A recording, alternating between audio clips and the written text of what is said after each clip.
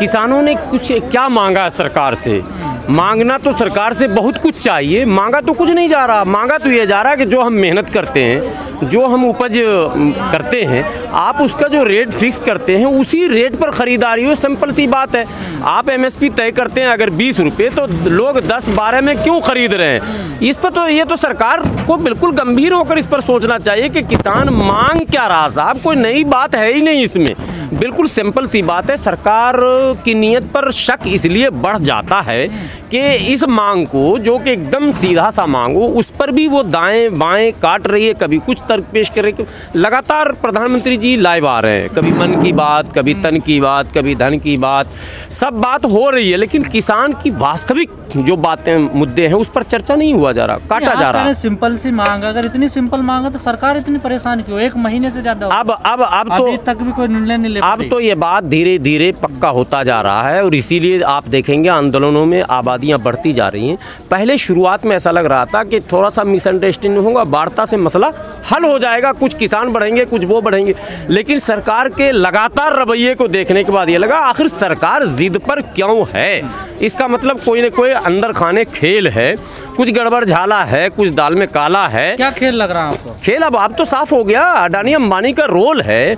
देखिए, लगातार पिछले कई दिनों से नोटबंदी हुई थी, कहा गया था कि आर्थिक विषमताओं को पाटा जाएगा। हम लोगों को भी बड़ा उम्मीद था कि प्रधानमंत्री का ये जो स्ट्राइक है, सर्जिकल स्ट्राइक, एक शब्द चल गया, हालांकि उसका अर्थ कुछ और है, तो इससे लगता है कि आर्थिक विषमताएं पटेंगी और जो इकोनॉमिकल डिसबैलेंस है वो कम होगा। लेकिन नोटबंदी के बाद ये ड्रामा देखा गया कि करोड़ों करोड़ रुपए रातों रात बैंकों में आए और चेंज होकर चले गए, और गरीब जो है 4,500 रुपया लेने के लिए 4.5 डंटे रोज खाता रहा लाइन में लगकर। तो बता तो रहे हैं कि 4,500-5,000 रुपया जो आपने बांधा, बाद में 2,000 किया, क्या क्या किया। डंटे को किसने खाया? अडानी अंबानी को लट्ठी लगा क्या? नोटबंदी में डंटा खाया मजदूर, किसान, गरीब। उसके बाद जीएसटी आपने क्या आपने कहा? एक देश एक टैक्स।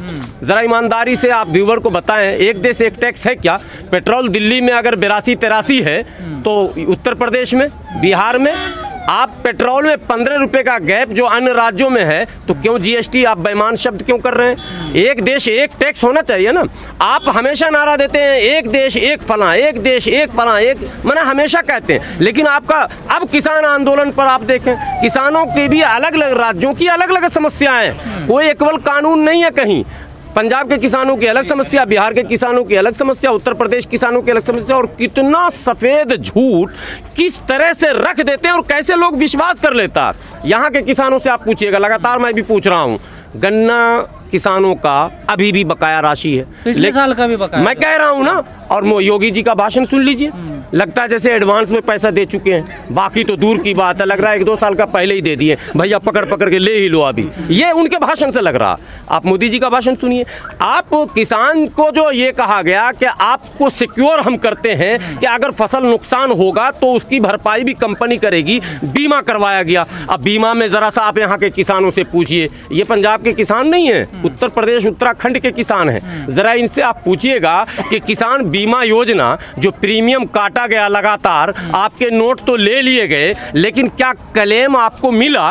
कहीं अगर घटना घट गई आग लगने की या किसी भी प्रकार की, तो क्या आपको क्लेम मिल गया? 99% किसान कह रहे हैं कि नहीं मिला। एक किसान तो ये बता रहे थे कि बिजली का तार गिर गया, मेरा खेत जल गया, और मैं जब क्लेम करने गया तो एसडीएम साहब ने कहा, वो बीमा कंपनी ने कहा, अरे भैया आपका ही तो जला है, जब तक वो पूरा नहीं जलेगा तब तक कैसे मिलेगा? इसका मतलब पूरा गांव, पूरा इलाका, पूरा मोहल्ला, पूरा राज्य, सबको जलाने का उद्देश्य है बीमा क्या? बीमा तो प्रति किसान को, जब आप इंडिविजुअल उनका बीमा करते हैं तो उनके किस खेत का करते हैं ना, हवा में तो बीमा हो नहीं रहा, बीमा भी तो डॉक्यूमेंट्स के साथ हो रहा है ना, तो आप क्लेम क्यों नहीं दे रहे? तो इसका मतलब ये भी एक घोटाला, किसानों के साथ मजाक हो रहा है, इसमें अब कहीं नो डाउट। लेकिन यहाँ मामला ये है कि भाषण में इतना भगवान ने दम दिया मोदी जी के कि कोई भी सुनने वाला ना 5 मिनट के लिए कहता है यार क्या बात कर रहे हैं आप, सुनिए मन की बात, मन मोह लेते हैं। अब ये जादू तो साहब किसी के पास नहीं है, ये जादू किसान नेताओं में भी नहीं है। देखिए किसान नेता की बात भी टीवी से आप देख रहे हैं, लेकिन ये जादू नहीं है। मैं लोगों से कहता हूँ जरा जादू भी सीखना पड़ेगा, बंगाल का वो काला जादू, जब तक सीखिएगा नहीं तो मोदी जी के बातों का आप जवाब नहीं दे सकते। सरकार कह रही है किसान हमारे समर्थन में है, चिट्ठियां भी लिख, ये भी जादू है। ये भी जादू है कि किसान तो यहाँ धरने पर 32 दिन 33 दिन से पड़ा है और आप दुनिया को दिखा रहे हैं चैनलों के माध्यम से कि किसान हमारे पक्ष में है। और इन्होंने ये भी दिखाया था कि 10-15 किसान संगठनों ने रिटेन में समर्थन भी कर दिया और उसमें भानु ग्रुप का भी नाम इन्होंने लिया था। मैं पहुंच गया भानु प्रताप से ही पूछने, उन्होंने कहा भैया बात कुछ और है, दिखाया कुछ और है, मैं तो ये उधर ना बैठा अभी भी बैठे। ये सब तो चल रहा है यहाँ देश को गुमराह करने के लिए। देखिए शब्दों की वाणी जो है ना, शब्दों का चयन, पता नहीं कौन सा शब्दकोश इस्तेमाल करते हैं। ऑक्सफोर्ड का डिक्शनरी तो हम लोग देखे थे, ये डिक्शनरी कहाँ से आई, पहले इस पर रिसर्च होना चाहिए। कहाँ से लाते हैं मोदी जी ये शब्द और ऐसा माया जाल फैलाएंगे भाइयों और बहनों और मेरे बाप रे, देश का ऐसे कर कर के किसानों का वो हाल कर दिया, जवानों का वो हाल कर दिया। अभी बिहार में इन्होंने कहा था ना कोरोना वैक्सीन फ्री देंगे, अब सरकार ही फ्री हो रही है। नीतीश कुमार के ही 6 विधायक को समेट लिया।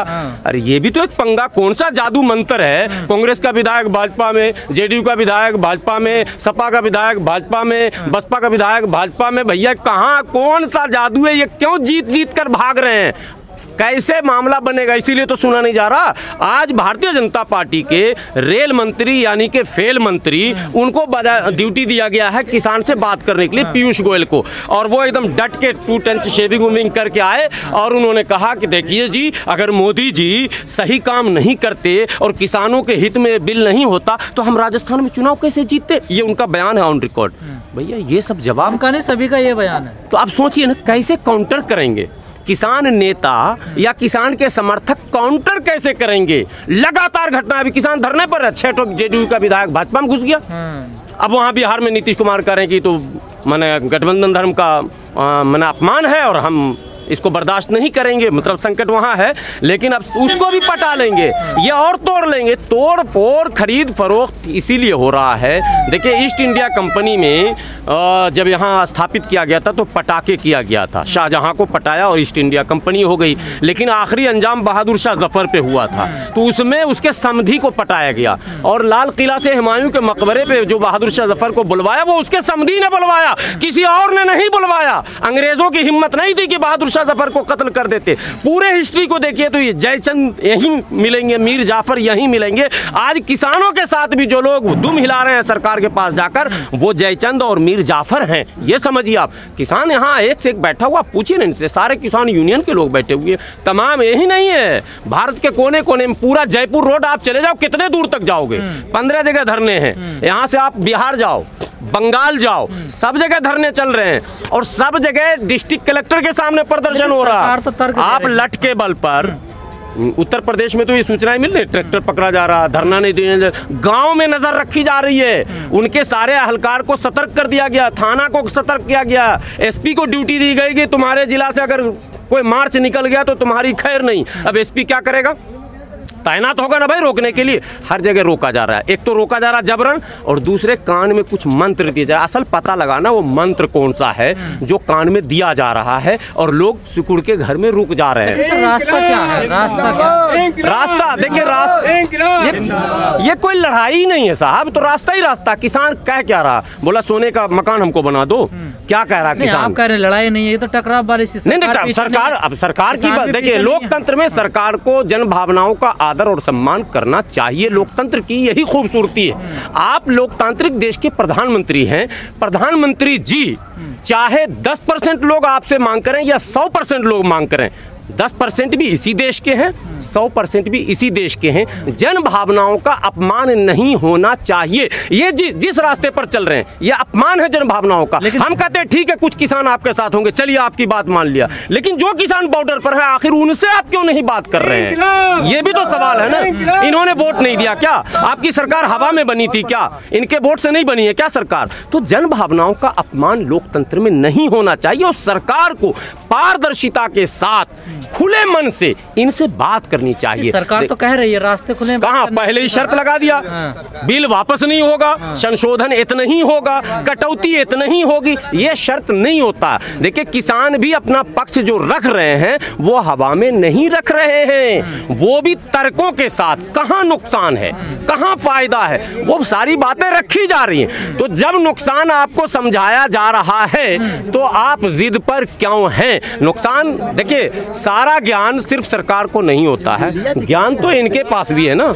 इतनी बड़ी आबादी है, एक से स्कॉलर हैं और कहाँ विपक्ष को आप आरोप लगा रहे हैं। विपक्ष तो भी उतरे ही नहीं मैदान में। देखिए दिल्ली बंद था ना, भारत बंद के दिन, भारत बंद के दिन दिल्ली में 62 एमएलए तो विपक्ष के थे ना। आप एमएलए को देखे सड़क पर, क्या नहीं, किसानों ने बंद किया, कहीं भी सांसद विधायक या मंत्री नहीं आए। नहीं, जिस पार्टी की आप बात कर रहे हैं वो भी तो पंजाब में जब चुनाव लड़ने गई उसके तो कानून था मैनिफेस्टो में, उन्होंने भी कहा। मैं वो बात नहीं कह रहा हूँ, मैं कह रहा हूँ कि विपक्ष पर अगर आप आरोप लगाते हैं, एक बात अभी चल रही है, आज टीवी पे चलाया जा रहा, राहुल गांधी के 2015 के भाषण, ठीक है बहुत अच्छी बात है, कांग्रेस चाहती थी यही बिल, तो कांग्रेस को तो जनता ने उठा के फेंक दिया था। फिर आप भी यही बिल चाहते हो तो आपको भी यही होगा ना, इसका मतलब। अरे कांग्रेस चाहती थी, ये तर्क आप क्यों दे रहे हो हमको? तो ये मानते हैं कि इन बिलों पे लंबे समय से चर्चा हो रही थी, चर्चा हो रही थी, लेकिन कांग्रेस चाहती थी तो क्यों नहीं 10 साल में कर दी? आप तो कह रहे, इसका मतलब रोका जा रहा था ना भाई, कांग्रेस को भी रोका गया ना भाई। 10 साल कांग्रेस की थी ना सरकार, और अगर चाहती थी और नहीं कर सकी तो इसका मतलब जनता का और किसान संगठनों का दबाव था ना साहब। आपको याद होगा कांग्रेस के रीजन में साहब टिकैत साहब के मौजूदगी में धरना हुआ था और टिकैत साहब प्रतिनिधि मंडल लेकर गए थे, सरदार मनमोहन सिंह मिले थे और बहुत आदर से मिले थे और सारी बात मानी और बैक रहे। सुधार कई क्षेत्रों में करना, उस पर तो आप बात कर नहीं रहे हैं। बिजली का बिल आप वसूल रहे हैं जबरन, मुकदमे किसान पर आप कर रहे हैं, तमाम तरह के मामले आप थोपे हुए हैं और आप बात कर रहे हैं जहां वहां सिर्फ अडानी और अंबानी का लाभ दिख रहा, कहीं कुछ दिख ही नहीं रहा। भंडारण क्यों होगा? काला बाजारी को आप बढ़ावा क्यों देंगे? सवाल ये पूछिए ना भाई। अनलिमिटेड स्टॉक क्यों होगा? अनलिमिटेड स्टॉक क्यों होगा? ये बड़ा सवाल है। स्टॉक देखिए, भंडारण की सीमा सरकार को तय करनी पड़ेगी। भंडारण या तो सरकार करे, जितना करना सरकार करे, एफसीआई के गोडाउन में भरे, लेकिन आप निजी लोगों को अगर देंगे अनलिमिटेड स्टॉक की छूट तो कोई भी दौलत वाला सारा खरीद के कर लेगा। कह रही है कि प्राइवेट कंपनी आएंगी और कोल्ड स्टोर बनाएगी और किसानों को बड़ा फायदा मिलेगा। क्यों आऊंगी कंपनी में? फिर वही बात हो, माना जमाखोरी तो हुई ना, जमाखोरी को बढ़ावा देना हुआ या नहीं हुआ? किसान यही तो विरोध कर रहा। आलू किसान पैदा करेगा 8 रुपए किलो, आलू किसान पैदा करे तो 8 रुपए किलो, और कोल्ड स्टोर में आप रख लें तो 40 रुपए किलो। जमाखोरी बढ़ा हुआ कि नहीं हुआ? और कुछ और मामला हुआ तो 70 तक चला जाता है। प्याज तो 200 का भी कांटा पार कर चुका, नमक की कालाबाजारी यहाँ हो चुकी है। आपने क्या नहीं देखा यहाँ? इसलिए ये जो स्टॉक का मामला है ये तो महा आपत्तिजनक चीज है, उसकी सीमा तय होनी चाहिए थी और फिर सरकार करे ना। क्यों आम आदमियों को आप दे रहे हैं दलाली करने के लिए खुला छूट कि जो चाहो जी जमा कर लो, जितना चाहो जमा कर लो, मैंने स्टॉक पर कोई कानून ही नहीं। बिल्कुल सरकार हठधर्मी पर है और पूंजीपतियों को बढ़ावा देना चाह रही है। इसका विरोध तो पूरे देश को, ये किसान का मुद्दा नहीं है, पूरे देश के उपभोक्ता का मुद्दा है। असर किस पर पड़ेगा? आज किसान विरोध कर रहे हैं, अकल खरीदने कौन जाएगा? सब किसान के ही बच्चे खाएंगे और लोग नहीं खाएंगे।